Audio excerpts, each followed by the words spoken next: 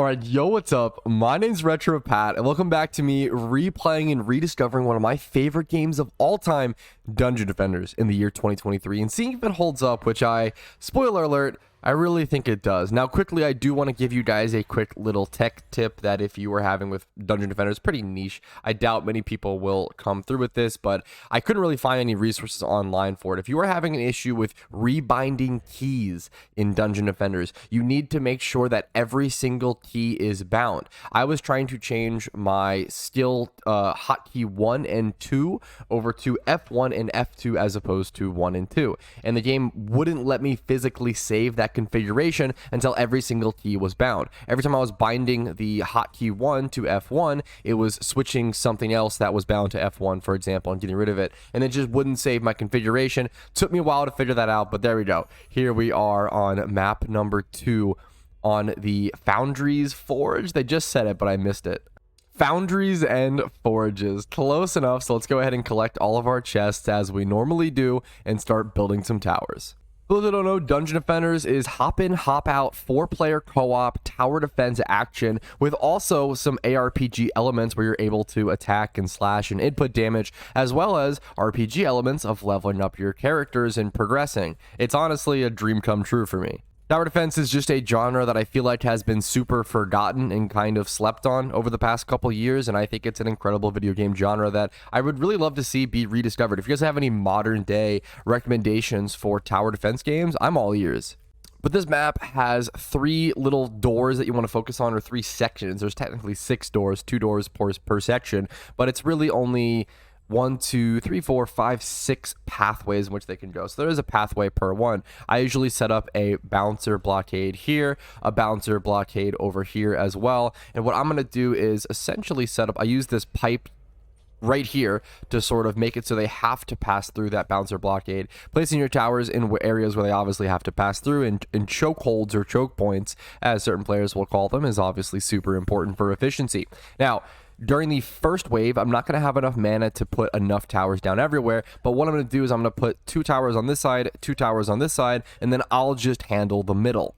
All right, all of our towers are set up. We can go ahead and start the first wave, which should be pretty simple. But I should have mentioned, and I wanted to mention in episode 1, that a huge reason why I'm so motivated to rebuild all of my Dungeon Defenders characters and just sort of re-experience the game on PC in 2023 is that Dungeon Defenders is actually going to be officially leaving the Xbox store, or I guess everything will be leaving the Xbox store in about a year or so. If you haven't seen, Microsoft did put out a notice that they'll be shutting down the Xbox store in the year 2024, about a year from the making of this video, which includes Dungeon Defenders, which was a digital-only release on that platform, Xbox 360, PS3, and PC. So PC is really going to be the only surviving format of Dungeon Defenders, as if you didn't purchase and get it by the time it shuts down, you won't be able to anymore, which is a pretty sad thought. So I might as well start early and get going ahead and making progress and creating the characters that I so dearly care about on PC. And it's honestly an excuse to play more Dungeon Defenders, which is always fantastic.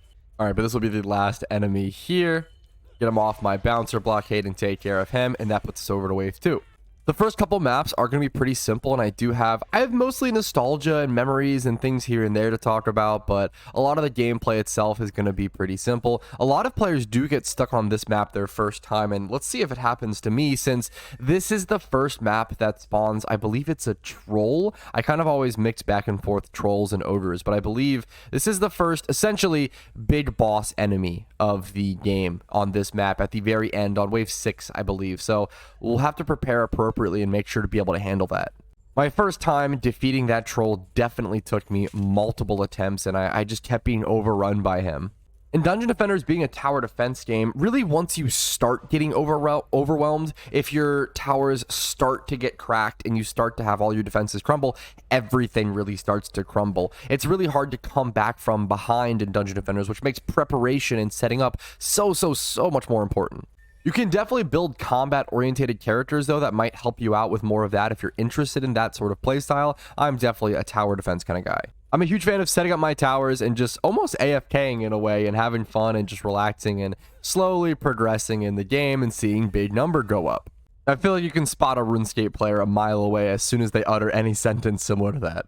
You can actually also see upgrades of equipment on the map. So you see over here how these boots are lit up green. This is a great indicator to let you know that these are actually an upgrade, and it's worth at least checking out. Like, I don't really want those personally, as there's going to be upgrades like these are better at, I probably should explain this. They have less actual armor, but they do have more fire resistance, and they also give me +1. Let's check what that stat is. I believe that is a hero casting rate. So not really an important stat that I care about. I'm not going to touch them for now. Now, once we get to level 7, we'll get access to the harpoon turret, which should be pretty soon. And then level 11 is going to be the bowling ball turret. But for now, let's go ahead and just heal these up. I'm probably going to maybe upgrade these. I think that's going to be worthwhile, but I'm not sure. You really want to have a ton of defenses when it comes to this. I think I'm just going to upgrade this one. Costing a lot of mana. I might just want more backups. It's a tough decision, especially early game like this, whether you want backups or whether you want to just make more or just heal the current ones up. I think usually trying to get to your defense unit limit is really, really important. Usually more is actually more powerful than just one upgraded super turret.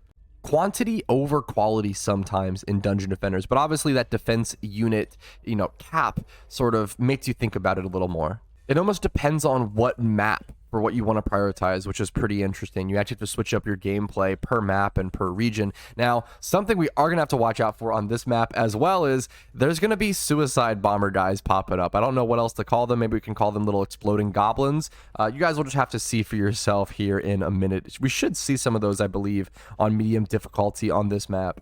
What enemies spawn and how many is obviously decided by the difficulty. If you play level 1 on hard or insane, I'm pretty sure they actually spawn those ogres like round 1, which is a pretty tough thing to deal with. You're meant to come back and do those on higher difficulties later, not start with hard or insane for level 1, but you could maybe do hard.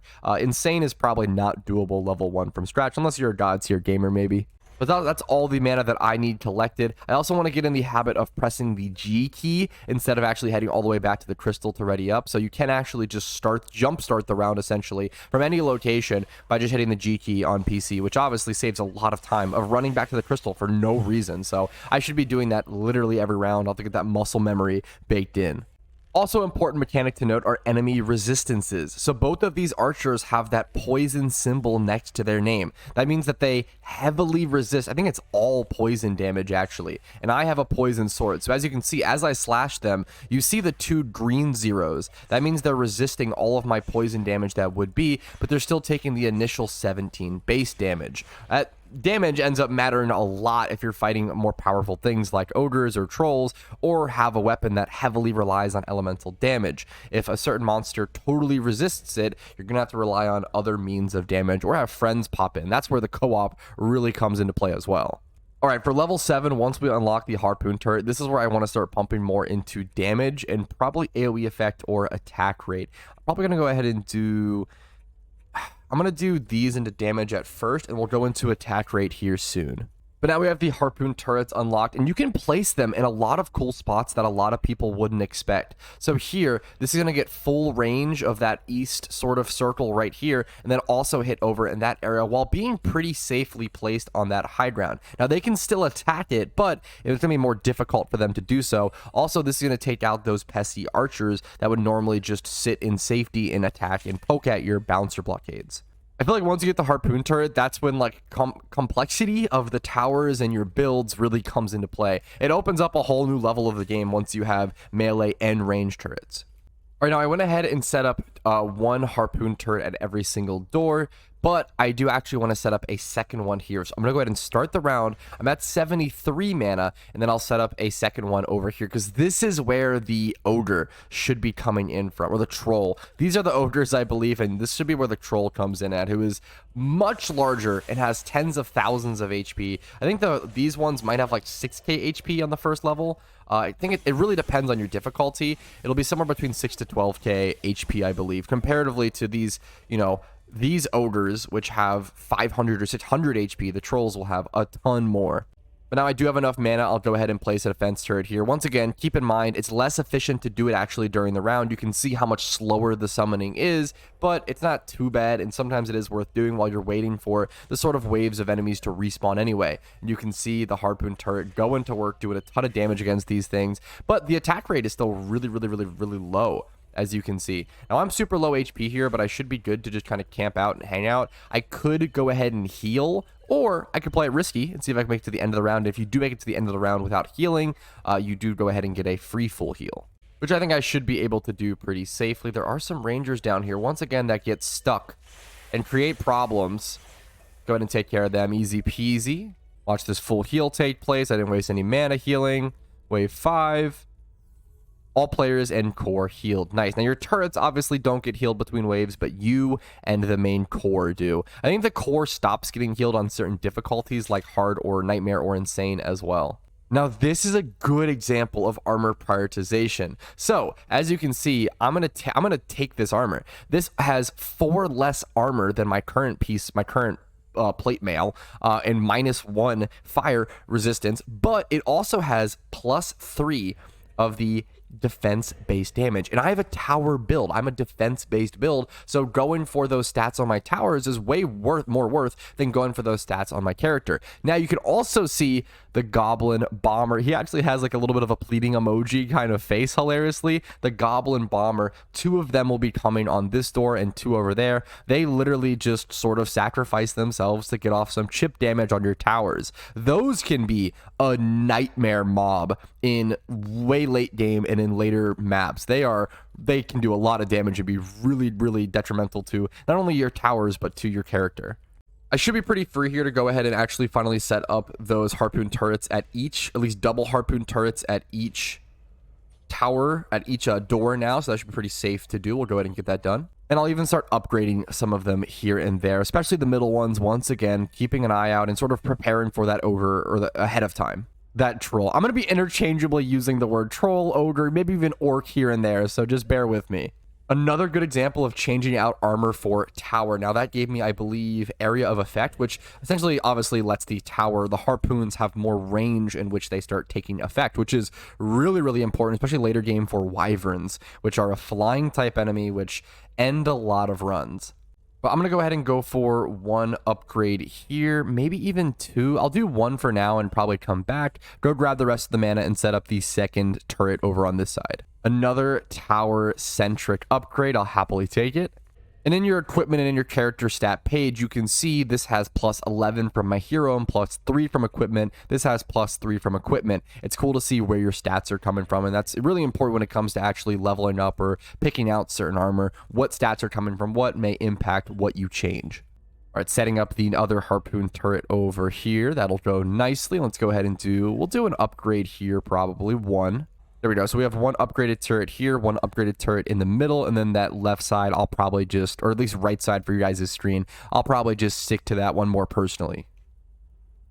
Okay, I'm pretty comfortable starting the combat wave here, and once again, I'll be focusing on this side. I wasn't able to fully heal all of my turrets, but it shouldn't really matter unless they get destroyed, and I feel like with the harpoon turrets, I should be able to do enough damage to where I should be fine, one-shotting these goblins. So yeah, now that I see I'm doing 300 damage per shot with my harpoon turret. That's an important checkpoint to be aware of. That means I can 2-shot all of the ogres, and I can 1-shot the archers and the goblins. That means that since I do that much damage, I can go ahead and move on to attack rate next. So the next level up, we're going to be focusing fully on attack rate to get more shots out. A tower build like this is a constant rebalancing and weaving back and forth of making sure you're doing enough damage to 1 or 2 shot pretty much every mob, but also making sure you're not dumping too many points into damage, so you're just wasting damage essentially here and there. You want to have you want to be able to 1-shot or 2-shot every mob possible while also getting off as many attacks as possible so you don't get overwhelmed. I'm going to quickly upgrade one of these harpoon turrets over here since I have so much extra mana and we are waiting for minions to sort of respawn. They do kind of come in waves even throughout the waves. So it's kind of, you do have a little bit of downtime here and there, which is really well balanced because I think if that wasn't the case, this game would be a lot more harder, a lot more easy to be overwhelmed. There's already so much going on in the later levels that I feel like those small little breaks can really save your life sometimes. Well, I tanked the hit on one of those goblin bombers to save my towers some damage, and I ended up dying instead. That's not really worth it. You shouldn't do that. I didn't think it would one-shot me like that, but wow, he did a lot of damage. Now, if you do die, you do lose all the mana you had on you. It's just gone. Unfortunately, it doesn't drop or anything. From my understanding, it's just totally gone, which is a little unfortunate, and that's kind of the punishment. But honestly, in the later waves, it doesn't really matter. Like, the mana dropped isn't really relevant. What hurts is you not being in the fight. You being out of combat for 5 or 10 seconds can really make you lose some later game levels if you're not careful. But early game, we should be okay. This is the final wave, and you can see the troll head over here, that bottom green head with the 2 underbite teeth, the 1 next to his name, because 1 is all he needs to be scary. Let's see how this round goes. These turrets on this side, the east side, took quite a beating. These are definitely going to be worth to go ahead and pay the 100 mana to upgrade. I'll go ahead and upgrade this harpoon turret as well. That'll be a pretty efficient, nice little save, and we'll heal these up a little bit.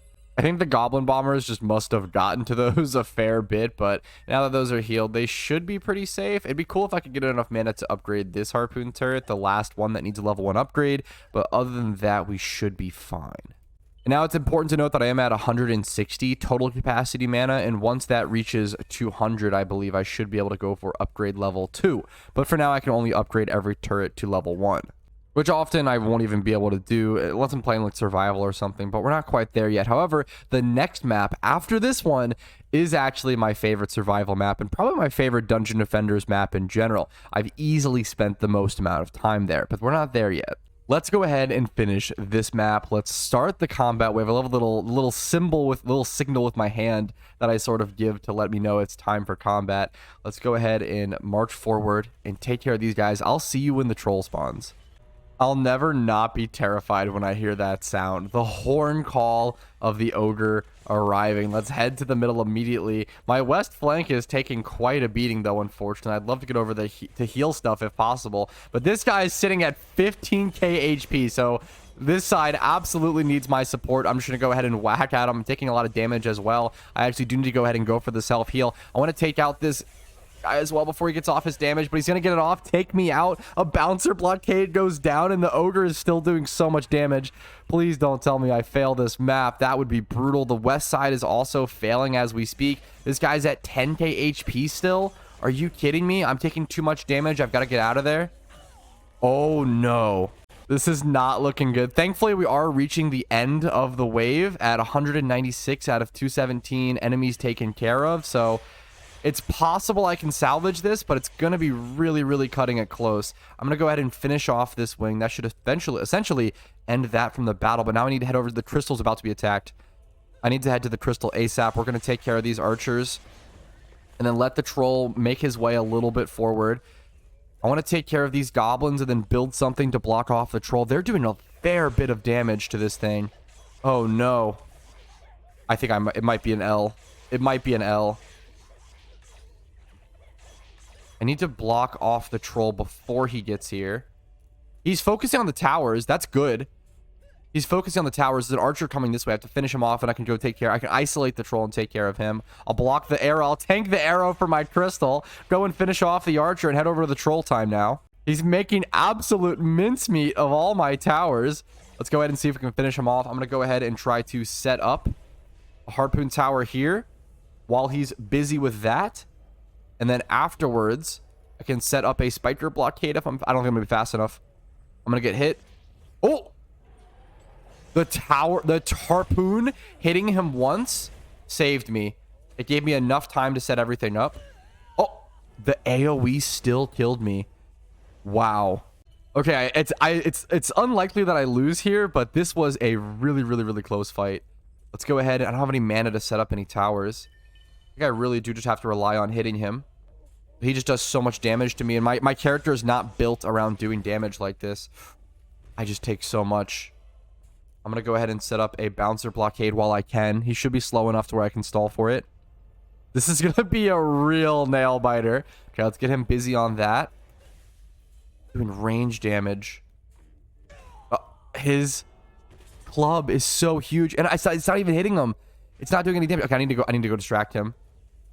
It's not even in range. I have to use harpoon turrets, I think, because that's not even in range. I don't have any mana. This is not at all a good position to be in. How much was my block? Oh, my block is not tanking anything. Is there any way I can bait him over to my towers? I haven't been in a sticky situation like this in Dungeon Defenders, and I don't know how long. Like, this is such a hilarious predicament to be in that I just haven't experienced in a really long time. Let's grab this mana and head back over to where he's at and set up a harpoon turret. He's making his way to the crystal, though. I'm really hoping... Oh, man, I'm hoping that, Oh, no. Let's set it up. I'm hoping he doesn't do enough I'm gonna lose. He's gonna one-shot it. No. No! Oh, what a noob mistake. And that's how the tower crumbles. Oh, ouch. With just one enemy left, just the ogre, we actually take the loss. It's embarrassing, but it's a learning experience. I'm going to head back to the tavern and just decompress for a quick sec. All right, back at the tavern, I do have a level up, so I'll go ahead and take advantage of that, and that'll be wildly helpful. We're going to dump it all into attack rate, like I talked about, which is going to be huge for my harpoons. And then I'm going to head over to my forge, which is essentially my bank, check out my item box, and see what I can get set up with. We have all these weird little pets from episode 1 from the DLCs, seeing what I might want to switch out. Aperture Science, that's the portal gun. Let's go ahead and check through everything. I might have some upgrades in here that I just have kind of forgotten about, like this. I think this is definitely worth equipping. Let's go ahead and give this to my hero. Let's see what this is. What are the boots in comparison? We'll go ahead and give that to my hero. A very, very small upgrade. For those who don't know, you can also actually go ahead and upgrade like the gear that you're using by investing mana into it with this. However, I'm not going to be doing that. That's really, really expensive and a huge waste of your mana early game. You want to save investing into your gear until later game once you have more solid gear you want to stick around for quite a while. Let's go ahead and talk to our friend, the Tavern Keep, as well and see what he has. He usually has some pets here and there, which can be worth picking up early game, honestly. 6k mana for like a little pet isn't too bad, but it's because you don't really get pets naturally until you actually beat the game. I feel like you usually end up getting your first pet once you beat the game, or at least getting much later into the game itself. You don't get these drops very often. But as all gamers know, you never end on a loss. So let's go ahead and head right back into the Foundries and Forges, and let's do it for real this time. Now, don't worry, I'm not going to waste your time on a full rebattle. I'm going to go ahead and collect my chest, set up my towers, and I'll see you guys at wave 6. All right, I've made it back to wave 6, and this time I went ahead and upped my strategy on focusing on the center wave. If I can take care of that ogre, I should easily be able to finish off the other minions and really take care of anything else. It's just that ogre that really stands a chance at ending my run. So I have way more towers this time, 2 harpoon turrets, I think 3 actually at every single door, except for this left one over here, which I'm probably about to go add a 3rd one. And then in the middle, I have 4 harpoon turrets. I think doing multiple harpoon turrets as opposed to multiple bouncing blockades is also going to output way more DPS, obviously, and going to help me out a lot more with those ogres. Killing it is what I care about. Last time it just destroyed all the blockades without even them being in range of him to touch him. I'm at max defense units, so I can't actually put up another harpoon tower over here, but I just want this area to be taken care of enough so I can focus on the middle on this wave. I even have 4 level 1 turrets in the center here, so I don't see this ogre making it through here, but hopefully I'm not wrong. All right, it's finally time to go ahead and run it back. Wish me luck, fellas. Let's see how this goes. These bomber goblins have definitely been doing some damage to my towers, and taking care of them when possible is helpful, but not when they one-shot me. I want to heal my side turrets up as much as possible. A huge issue was that during the ogre kill, one of them went down, and that really hurt my side game. And then I was having a harder time drawing focus to the center when my side turrets were literally being overrun. So I think taking care of the sides and making sure they're healthy until it's time to focus on the middle is also a good strat. But there we go. The ogre has arrived. I'm heading immediately to the center, and I'm staying here until he is slain. I can't risk putting support to any other side if the ogre is up. He just does way too much damage. I got 1 shot. A level up is available, though. That should be nice a little bit, I guess. We'll go ahead and buff up my towers. Do that immediately. I can't do that until after the wave is over. What am I thinking? Let's head back and focus on DPS. And the ogre taking way more DPS this time with the 4 turrets. He's going to get taken down so fast compared to last time. Yeah, the 4 harpoon turret solution was insane. That was so effective compared to the 2 previously. And with that, it should be a pretty clear W. 200 out of 217 have been slain. That should make this whole wave a lot easier. That was crazy, the difference in power. Getting the AoE levels, the fire rate levels on my towers as well was probably extremely helpful. Just even those little +3, like the +3, +6 difference versus 0 was just really, really massive here. When my turrets are doing 600 damage a pump, it makes a lot of a difference to be able to get multiple pumps into the troll that much faster. Whew. Wow, we were able to take the W. That was harder than it should have been, but you know what? That is the Retro Pat way. Let's go ahead and jump in here. I'll put 1 damage into this, but I do want to pump up my attack rate yet again. I do want to keep an eye out for my damage. I'm not sure what ratio I want this to be. I don't know if I should be 2-to-1 or 2-to-1 this way or 1-to-2. I don't know. We'll just have to play it by ear and really see how my build evolves over time. But for now, I do have 3 more points to spend. I'm going to go ahead and dump 1, 2. I'll dump them all into rate. You know what? Let's go for it. And I got an achievement, got my character to level 10. Steam achievements is something I'm really interested in pursuing in this series. It's not something I would normally think about when playing Dungeon Defenders, but obviously Steam has way more achievements comparatively to Xbox. I think Xbox has like, I want to say 8 to 10 or 8 to 12 achievements max, whereas I think there's like 118 Steam achievements for Dungeon Defenders.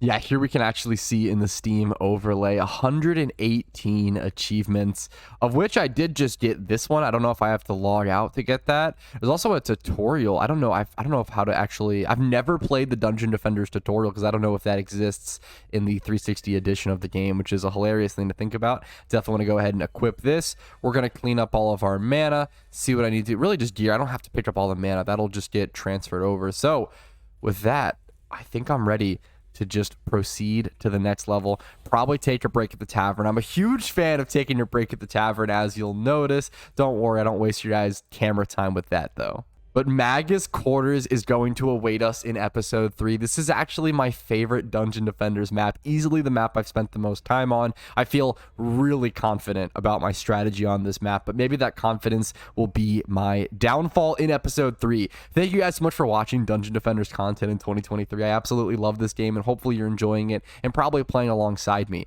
Like this video if you did enjoy it. It means the world to me and lets me know what kind of content you guys are enjoying, and also just helps her out with the algorithm. If you want more people to be playing Dungeon Defenders or more people to find my content, liking is the way to do it. Comment any feedback, subscribe to the channel for videos, and I will see you guys later. Peace.